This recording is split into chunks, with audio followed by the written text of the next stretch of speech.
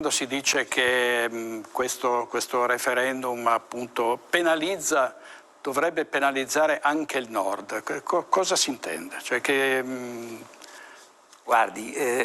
tutte le argomentazioni che abbiamo anche sentito da questo filmato che avete appena mandato, mi pare che da sole ridondino di demagogia e di ipocrisia, perché ha spiegato bene Villanova prima, toccando a flash i vari aspetti che sono già stati approfonditi dal punto di vista giuridico e costituzionale da diciamo giuristi di altissimo livello. Pensiamo al professor Bertolissi, che anche sul referendum si è già espresso in modo molto chiaro e argomentato dicendo che è inammissibile. Quindi è tutta azione di propaganda politica. E mi consenta una nota, non sapevo che lei avrebbe assunto come direttore anche una posizione diciamo rilevante come quella che ha detto prima, ma volevo quasi così illustrarla io. Dicevo, siccome noi abbiamo già votato, dobbiamo veramente dire a questo referendum non bisogna andare a votare perché veniamo presi in giro, perché se non ci fosse stato nessun voto, io dico si va sempre a votare. Infatti mi trovo un po' in contraddizione apparentemente con quello che con forza ho sempre sostenuto: al voto si va sempre, ma non si va per essere presi in giro. A questo voto, su questo tema, il Veneto ha già votato, il 22 ottobre 2017, sono già passati 7 anni, ha votato in modo compatto, ha votato con un sì al 98,1% e quindi è giusto che si faccia un'azione e che anche i media, chi ha la possibilità di comunicarlo, perché abbiamo i media italiani che sono contrari,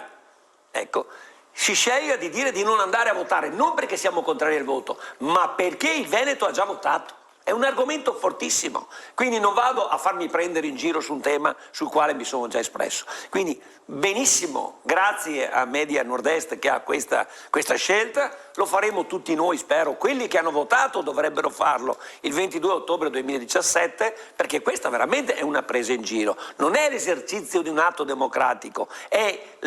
l'esatto opposto, è la demagogia su processi democratici che hanno già visto una celebrazione del voto. E quindi non si deve andare a votare, deve esserci un rifiuto di tutti i veneti che sono andati il 22 ottobre ad andare a questa consultazione.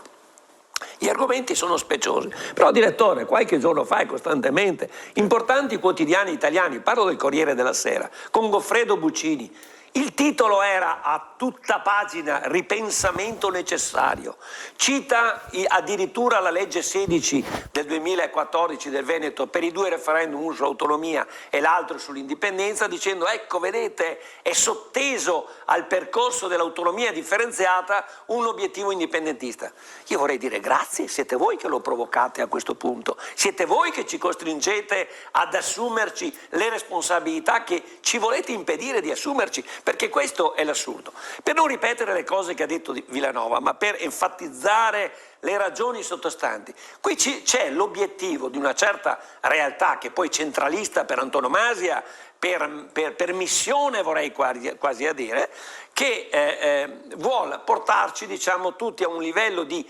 egualitarismo perdente, egualitarismo disperato, che non è eguaglianza. L'eguaglianza è saper differenziare il merito, la capacità e la voglia di assumersi responsabilità. Questo porta all'eguaglianza. E ripeto, non per citare la terza volta Villanova, ma lui ha detto bene, se noi dobbiamo andare ai costi standard e tra tutte le regioni vi è un territorio, quello del Veneto, che è in grado di offrire un servizio a costi più bassi, quello deve essere il paradigma della spesa anche per gli altri, altrimenti è una contraddizione in termini. Quindi veramente io sono quasi annoiato e infastidito, perché parliamo di una cosa che all'evidenza non ha ragione di esistere. Però, veda, e concludo, il ministro degli esteri Tajani di Forza Italia, che è anche una figura, una delle tre gambe del governo, è uscito qualche giorno fa addirittura ponendosi in conflitto con quella che è la richiesta del Veneto, che noi tra l'altro proprio qui a gennaio,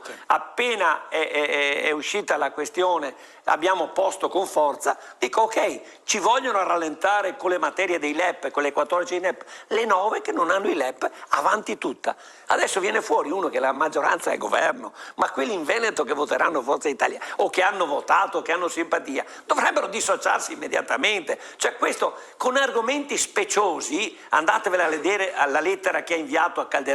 e di cui i giornali hanno dato adeguata risonanza, viene a dire ma non bisogna fare trattative distinte per le nuove materie con i LEP rispetto a quelle che dovrebbero venire forse probabilmente fra 1 anno e mezzo, fra 2 con i LEP, insomma pone ostacoli ed è una forza di maggioranza. Quindi bisogna che noi veneti, quelli che hanno votato nel 2017, siano compatti, perché non c'è un argomento serio e soprattutto cominciamo a dire non si vada a votare quando ci sarà sto referendum.